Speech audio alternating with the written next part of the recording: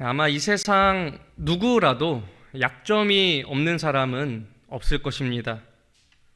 오늘 여기 혹시 그런 분 있으십니까? 나는 약점이 없습니다. 흠이 없습니다. 완벽합니다. 라고 말할 수 있으신 분 손 한번 들어주시겠어요? 네, 다행입니다. 진짜로 손 드시는 분이 있으시다면 뭐라고 말씀드려야 할지 고민이 되었습니다. 병원을 좀 가보셔야 한다고 말씀드려야 할지. 다행입니다. 손 드신 분이 없으셔서.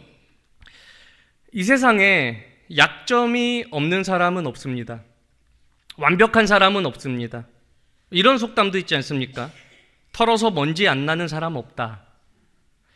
또한 성경은 완전한 사람 혹은 완벽한 사람이 없다는 것을 계속 증언합니다. 물론 예수님을 제외하고 말이죠. 예수님은 물론 참 사람으로 이 땅에 오셨지만 동시에 참 하나님이셨습니다. 완전한 사람 혹은 완벽한 사람은 없다고 말하지만 예수님은 그 말에 속하지 않습니다. 흠이 없이 완전하다는 말은 오직 예수님께만 해당되고 그 외의 모든 사람은 불완전하고 흠이 많습니다. 모든 사람은 죄인이라는 것이죠. 유대인이나 헬라인이나 다 죄 아래에 있다고 우리가 이미 선언하였느니라 기록된 바 의인은 없나니 하나도 없으며, 로마서 말씀입니다. 모든 사람이 죄인인 만큼 모든 사람에게 약점이 있다는 것입니다. 의인이 없나니 하나도 없으며 하는 말씀과 같이 약점이 없는 사람은 없나니 하나도 없다는 것입니다. 오늘 본문에서 디모데에게도 약점이 있다는 것을 말씀합니다. 그것이 무엇이죠? 디모데의 연소함. 이것이 디모데의 약점이라는 것입니다. 디모데전서 4장 12절 상반절에 이렇게 말씀합니다. 누구든지 내 연소함을 업신여기지 못하게 하고. 사도 바울이 디모데에게 하는 말인데요. 누군가 디모데의 연소함을 업신여길 수도 있기 때문에 사도 바울은 디모데에게 이런 말을 하는 것이겠죠. 아마 디모데가 누구인지 다들 아실 텐데요. 디모데가 누굽니까? 바울이 디모데에게 이 서신을 쓸 때 디모데는 에베소 교회를 담당하고 있는, 이 시대로 말하자면 에베소 교회의 담임 목사 정도로 생각할 수 있을 것입니다. 어떤 자료를 보니까 바울이 디모데 전서를 기록한 때는 바울이 로마의 옥에서 풀려난 후라고 말합니다. 사도행전은 바울이 로마의 옥에 갇힌 시점에서 끝나지만 그 후에 바울이 옥에서 풀려나 다시 전도 여행을 한 시점이 있다는 것이죠. 그때 마게도냐 빌립보에서 디모데 전서가 기록됐을 것으로 추정합니다. 그리고 바울은 다시 한번 로마의 옥에 갇히게 되는데요. 그때 디모데 후서가 기록되었을 것으로 추정합니다. 어쨌든 디모데는 누구인가? 다들 아시겠지만 혹시 모르시는 분을 위해서 다시 한번 설명을 드리자면 바울이 2차 전도 여행 때 더베와 루스드라 지역에서 바울은 디모데를 만났었는데요. 더베와 루스드라 지역이 어디냐면요. 저기 빨간색 동그라미를 친 수리아 그 지역입니다. 수리아 안디옥이 가장 왼쪽에 파란색 동그라미죠. 수리아 안디옥에서 2차 전도 여행 때 소아시아 지역으로 이렇게 가는 그 중간쯤입니다. 바울의 2차 전도 여행은 육로를 통해서 시작됐습니다. 이 가운데 더베와 루스드라 지역에서 디모데를 만나고 그 이후에 디모데는 바울의 가장 가까운 동역자가 되었습니다. 바울은 늘 에베소 지역을 향한 마음이 있었는데요. 바울은 2차 전도 여행 때도 아시아, 즉 소아시아, 에베소 지역에서 전도하고자 했었는데 성령께서 허락하지 않으셨습니다. 그리고 환상을 하나님께서 보여주시고 바울과 일행은 마게도냐 지역으로 가게 되었죠. 바울이 또한 3차 전도 여행을 시작하면서도 에베소를 늘 마음에 두고 거기로 가려고 여행을 시작했던 것을 알 수 있습니다. 그리고 결국 에베소로 가서 그곳에서 2년 이상을 머물며 복음을 전했습니다. 그리고 추정이지만 바울이 로마에 오게 풀려났을 때 디모데를 에베소 교회로 보내서 에베소 교회를 담당하게 했던 것 같습니다. 디모데전서 1장 3절에 이런 말씀이 있는데요. 내가 마게도냐로 갈 때에 너를 권하여 에베소에 머물라 한 것은, 이렇게 말씀하는데요. 내가 마게도냐로 갈 때에 라고 말씀하는 것은 바울이 로마에 오게서 풀려난 이후에 바울 자신은 이 마게도냐 빌립보로 갔고 디모데에게는 에베소로 가서 거기 머물러 교회를 견고하게 하라고 했던 것이죠. 바울이 이 디모데를 에베소 교회로 보내고 소위 단임 목회를 어떻게 해야 하는지를 말씀하는 것이 디모데 전서라고 말할 수 있습니다. 바울 자신이 소중하게 생각하는 그 에베소, 정말 가고 싶었던 에베소, 2년 이상 오랫동안 머물렀던 그 에베소 교회에 디모데를 보냈던 것을 보면 바울은 디모데를 정말 신뢰했다는 점을 생각해 볼 수 있는데요. 그런데 조금 걱정되는 부분도 있었습니다. 그것이 무엇이죠? 그것이 오늘 본문 주제죠. 디모데의 연소함. 그렇다고 해서 디모데가 나이가 엄청 어린 것은 아니었습니다. 막 10대, 20대 이런 것은 아니었고요. 당시 디모데는 대략 30대 중반으로 추정됩니다. 대략 지금 저랑 비슷한 나이라고 생각할 수 있을 것입니다.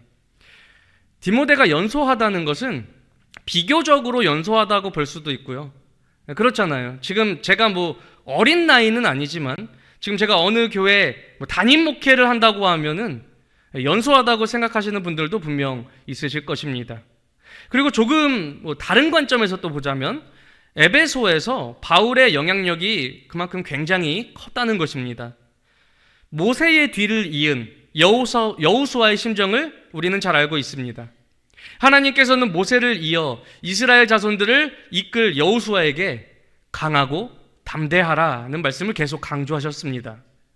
모세를 이은 리더십의 선 여호수아는 당연히 위축되었고 또 두려운 마음이 컸을 것입니다. 그래서 하나님께서는 강하고 담대하라, 또한 내 하나님 여호와가 너와 함께 하느니라 말씀하신 것입니다. 에베소 교회를 담당해야 하는 디모데도 아마 그와 같은 마음이었을 것입니다. 바울이 직접 오랫동안 지도했던 교회였던 만큼 부담감도 컸을 것입니다. 디모데 스스로 자신을 연소하게, 즉 작게 생각했을 수도 있고요. 다른 사람들도 바울만큼은 안 되네 라는 식의 평가가 있을 수도 있습니다. 어느 쪽이든지 그것이 바로 디모데의 약점이 된 것입니다. 나이의 연소함이든지 영향력의 부족함이든지 자신의 평가이든지 다른 사람의 평가이든지 디모데의 연소함이 바로 디모데의 약점이 되었습니다. 저도 사실 디모데의 이 상황에 많이 공감되었습니다.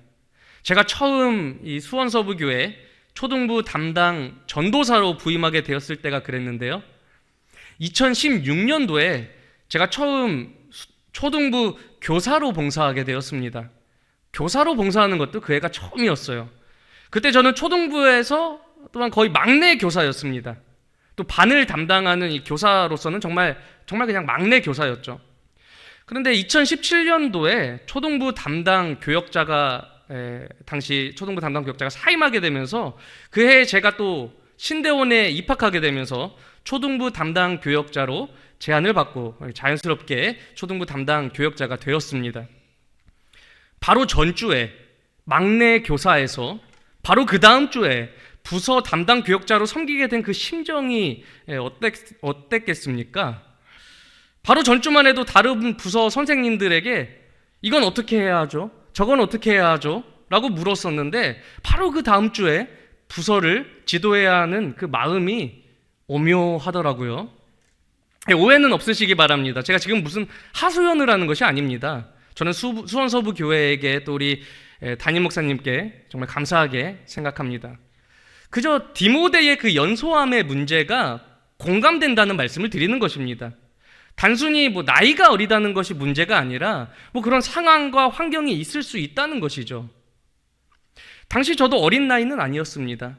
그러나 신앙생활을 했어도 저보다 더 많이 하신 분들 앞에서, 기도를 했어도 저보다 더 많이 하신 분들 앞에서, 성경을 읽었어도 저보다 더 많이 읽으신 분들 앞에서, 또 뭐예요? 아이들을 대하는 방법을 저보다 더 잘 아시는 분들 앞에서 제가 무슨 리더십을 어떻게 발휘해야 할지가 걱정이었습니다. 물론 제 마음에는 근심이 많았지만 당시 성숙하신 우리 선생님들께서는 많이 부족한 저를 업신여기지 않으시고 오히려 격려하시고 세워주셔서 맡겨진 자리에서 부족함 없이 잘 감당할 수 있었습니다. 오늘 제가 말씀드리려는 것은 약점을 극복합시다입니다. 어떤 약점들은 우리가 어느 정도 극복할 수 있는 약점들도 있을 것입니다. 난 힘이 약해요. 열심히 근력 운동을 해가지고 근육을 키우면 됩니다. 나는 지식이 부족해요. 열심히 공부해서 필요한 지식을 습득하면 됩니다. 그런데 극복할 수 없는 약점들도 있습니다. 오늘 본문 말씀과 같이 연소함, 즉 만약 내 나이가 어린 것이 약점이라면 그것을 어떻게 극복할 수 있겠습니까? 떡국을 두세 그릇 먹는다고 해서 나이를 더 빨리 먹습니까? 어릴 때 설날에 떡국을 먹고 한 살 더 먹는 거라고 듣고 그럼 나는 두 그릇 먹을 거라고 말했던 기억이 있는데요. 저도 농담으로 한 말이죠. 떡국을 두 그릇 먹는다고 해서 설마 2살 먹을 수 있겠습니까? 어렸던 저도 그 정도는 이미 알았습니다. 극복할 수 있는 약점도 있지만 정말 어쩔 수 없는 약점들도 있습니다. 그렇기에 바울은 디모데에게 자신의 약점에 집중하지 말고 다른 것에 집중할 것을 권면하는데요. 오늘 본문 12절과 우리 13절 말씀을 함께 읽어볼까요? 시작. 누구든지 내 연소함을 업신여기지 못하게 하고 오직 말과 행실과 사랑과 믿음과 정절에 있어서 믿는 자에게 본이 되어 내가 이를 때까지 읽는 것과 권하는 것과 가르치는 것에 전념하라. 아멘. 어른을 공경하는 문화에서는 연로한 사람들이 성숙하다는 것을 전제로 합니다. 그렇게 반대로 연소한 사람들은 자연스레 아직 성숙하지 않다는 것을 전제합니다. 그러나 성숙함은 육체적인 성숙함도 있지만 영적인 성숙함도 있다는 것을 바울은 디모데에게 말합니다. 여러분, 세월이 흘러 우리 육체의 성숙을 따라 평행하게 영적인 성숙함도 같이 가는 걸까요? 그렇지 않다는 것을 여러분들도 이미 잘 알고 있을 것입니다. 한 해가 지나고 또 다른 해가 지나고 나이는 자연스럽게 먹어 우리 몸은 성숙해지나 우리 말과 행실과 사랑과 믿음과 정절에 있어서는 그저 그렇게 자연스럽게 성숙되어지는 것이 아니라는 것을 우리는 잘 알고 있을 것입니다. 그래서 바울은 오늘 함께 읽지는 않았지만 8절에서 이런 말을 또한 했습니다. 육체의 연단은 약간의 유익이 있으나 경건은 범사에 유익하니 금생과 내생의 약속이 있느니라. 이 시대에 많은 사람이 건강이 최고라고 말하며 열심히 운동하고 또 식조절도 하고 건강한 몸을 유지하려는 많은 노력을 합니다. 물론 그것이 좋지 않다는 것이 아닙니다. 당연히 건강하게 살 수 있도록 운동도 열심히 하고 균형 있는 식사도 해야죠. 그리고 그것이 하나님의 뜻이라고 생각합니다. 게으르게 막 대충 사는 것보다 당연히 건강하게 살기 위한 최소한의 노력을 하며 사는 것이 당연히 하나님의 뜻이겠죠. 그러나 건강보다 경건의 유익이 비교할 수도 없이 크다는 것입니다. 건강 챙기지 말라는 말씀이 아니라 그만큼 더욱 경건에 힘쓰라는 것이죠. 물론 디모데는 연소합니다. 나이가 어린 것일 수도 있고 에베소에서 바울과 같은 영향력이 없는 것일 수도 있습니다. 그러나 그것이 큰 문제가 되지 않습니다. 만약 디모데가 약점에 집중하는 것이 아니라 경건에 집중한다면 말이죠.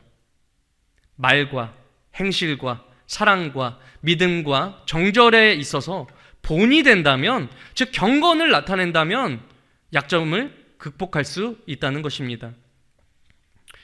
보통 약점을 극복하고자 할 때 우리는 자기 약점에 집중하기 쉽습니다. 예를 들어서 이런 것이죠. 만약 연소함이 약점이라고 한다면 그것을 극복하기 위해서 연소함에 집중하게 됩니다. 그래서 뭔가 노숙하게 보이려고 할 것입니다. 갑자기 복장을 바꾼다든지 머리 스타일을 바꾼다든지 말이죠. 정말 그런 식으로 과연 연소함이 극복이 됩니까? 또 다른 예를 들어서 누군가에게는 어떤 중독이 약점일 수도 있습니다.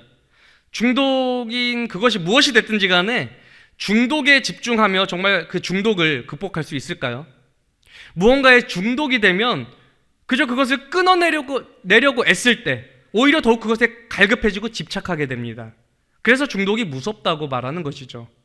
또 다른 예로 가족 일원, 배우자나 자녀가 약점일 수도 있습니다.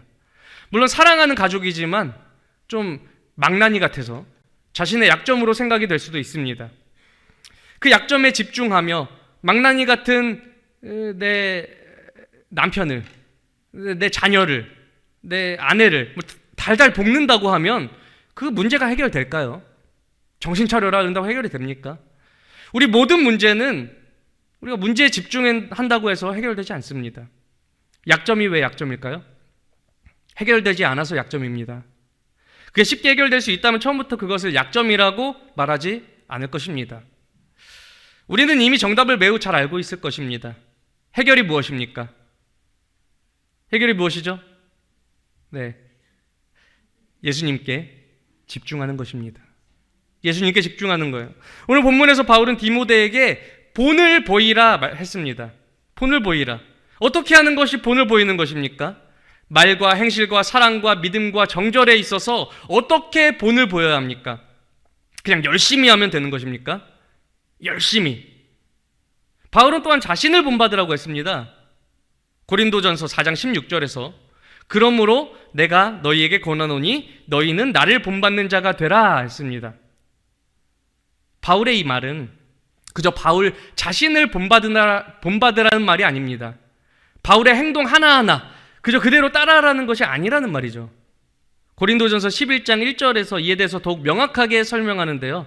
우리 고린도전서 11장 1절 우리 함께 읽어볼까요? 네, 시작. 내가 그리스도를 본받는 자가 된 것 같이 너희는 나를 본받는 자가 되라. 아멘. 바울은 자신을 본받으라고 할 때 다른 것을 말하는 것이 아닙니다. 오직 한 가지. 그가 늘 예수님을 본받는 자가 되려 하는 그것을 본받으라. 즉 예수님을 본받는 자가 되라는 것입니다.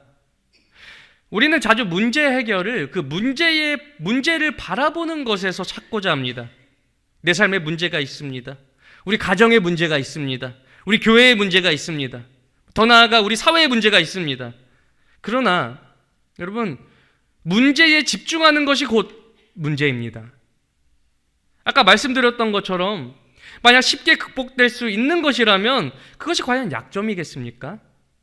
그냥 쉽게 극복해버리면 되죠. 극복되지 않으니까 약점입니다.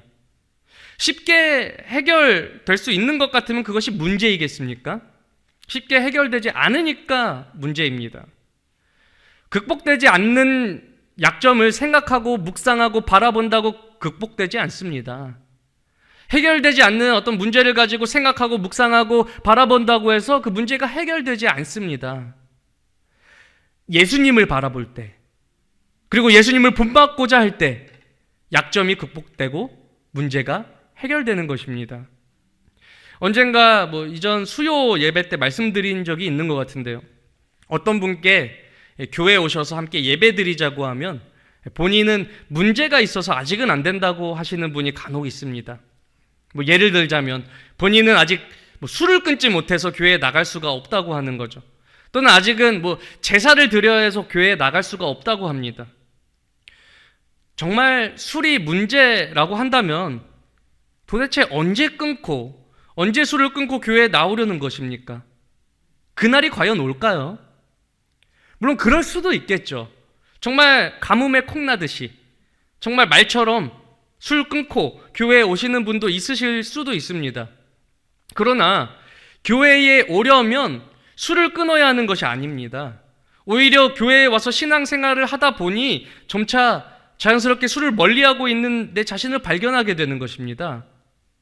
제사 문제도 마찬가지죠. 조상에게 제사 드리는 일을 그쳐야 교회에 나올 수 있는 것이 아닙니다. 교회에 와서 신앙생활하다 보니까 제사 드리는 일이 평화롭게 그치게 되는 것을 볼 수 있게 되는 것입니다. 교회는 흠없고 완전하고 완벽한 사람들이 모여 있는 곳이 아닙니다. 오히려 흠이 많고 불완전하고 죄인들이 모여 있는 곳입니다. 그리고 죄인인 우리가 흠이 없이 완전하시고 완벽하신 예수님을 바라봄으로 그런 예수님을 점차 닮아가는 곳이 바로 교회입니다. 이런 이해가 없으면 교회에서 사람에게 실망하고 사람에게 상처받고 교회도 별반 다를 것이 없다고 생각하게 되는 것입니다. 재차 말씀드리지만 교회는 완전한 사람들이 모여 있는 곳이 아닙니다. 오히려 부족하고 연약하고 죄가 많은 사람들이 모여 흠이 없이 완전하신 예수님을 바라보며 예수님을 점차 닮아가는 곳이 교회입니다. 여러분, 경건이 무엇입니까? 경건한 사람이라고 하면 아마 성인들을 떠올리기 쉬운 것 같습니다. 영어로 세인트라고 하죠. 성 베드로, 성 바울, 성 패트릭 등등. 그러나 경건이라는 것은 어떤 경지에 오르는 것이 아닙니다. 로마 카톨릭은 세인트, 즉 성인들에 대해서 말하지만 진정한 경건은 예수님을 바라보는 것입니다. 저는 그것이 경건의 모든 것이라고 생각합니다. 디모데전서 4장 7절에서 경건에 이르도록 내 자신을 연단하라 하는 이 말씀에서도 다른 거 하라는 말씀이 아니에요. 예수님을 바라보라는 것입니다. 예수님을 바라봄으로 점차 예수님을 닮아가라는 것이죠. 육체의 연단은 운동을 하고 균형 있는 식사를 하는 것이라면 우리 영의 연단은 예수님을 바라보는 것입니다. 그래서 13절에서 이렇게 말씀하는데요. 우리 13절 함께 읽어볼까요? 시작.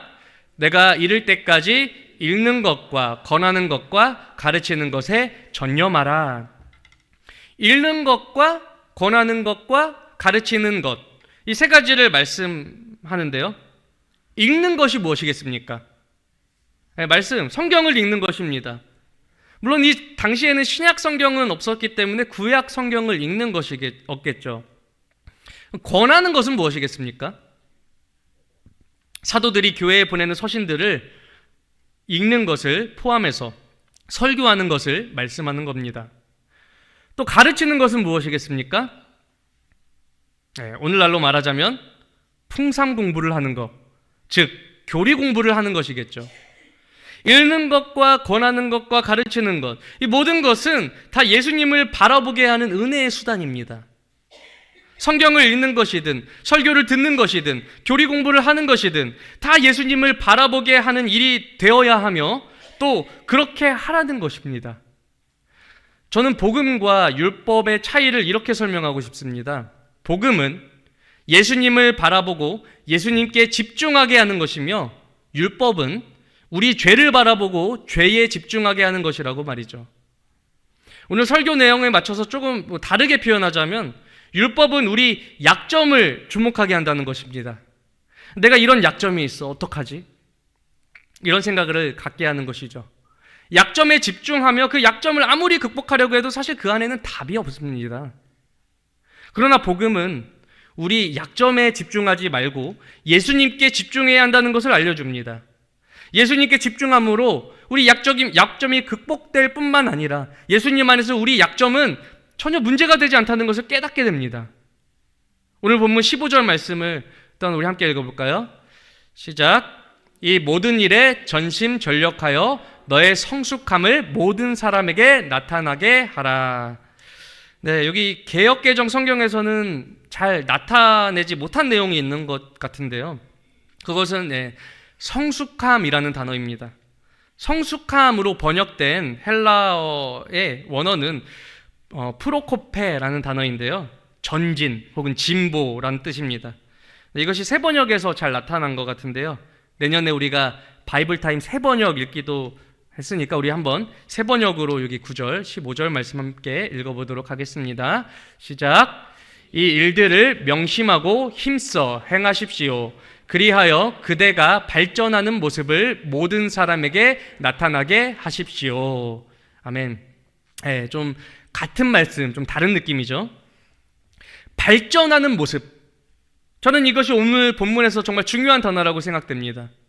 오늘 본문에서 바울이 디모데에게 정말 말해주고 싶은 것이 무엇이겠습니까? 디모데야, 연소함이 너의 약점이 될 수 있으니까 네가 얼마나 성숙한 사람인지 에베소 교인들에게 한번 잘 보여줘봐라. 바울이 이걸 말하고 싶은 것일까요? 그렇지 않다고 생각합니다. 저는 바울이 이런 말을 하고 싶었던 것이라는 생각이 듭니다. 디모데야, 비록 네 연소함이 너의 약점일 수도 있겠지만 그거 그렇게 신경 쓰지 말고 오직 예수님께 집중하기를 힘쓰거라. 그리고 날마다 예수님을 더욱 닮아가도록 하라. 그러면 너의 약점은 전혀 문제가 되지 않을 것이다. 그러면서 마지막으로 바울은 16절 말씀을 전한 것입니다. 우리 16절 말씀도 우리 함께 읽어볼까요? 시작.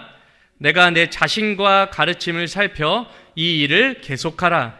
이것을 행함으로 내 자신과 내게 듣는 자를 구원하리라. 아멘. 자신과 가르침을 살피라고 했습니다. 자신과 가르침에 대해서 무엇을 어떻게 살펴야 하는 것이냐면요, 변질되지 않도록 살펴야 하는 것입니다. 오직 예수님께만 집중하고 오직 예수님만 바라보고 날마다 예수님을 닮아가야 한다는 이 진리에서 벗어나지 말라는 것입니다. 복음에 다른 것을 더하지 말라는 것입니다. 복음은 그 자체로 완전합니다. 우리를 죄에서 구원하고 우리를 흠이 없고 온전하게 하기에 충분하다는 것입니다. 갈라디아서 1장 7절에 이런 말씀이 있습니다. 다른 복음은 없나니 다만 어떤 사람들이 너희를 교란하여 그리스도의 복음을 변하게 하려 함이라. 네, 다른 복음은 없습니다. 복음이 조금만 바뀌어도 그것은 더 이상 복음이 아닙니다. 그렇게 바울은 디모데에게 예수님만 바라보는 너 자신을 살피고 예수님만 바라보라는 이 가르침이 변질되지 않도록 잘 살피라는 것입니다.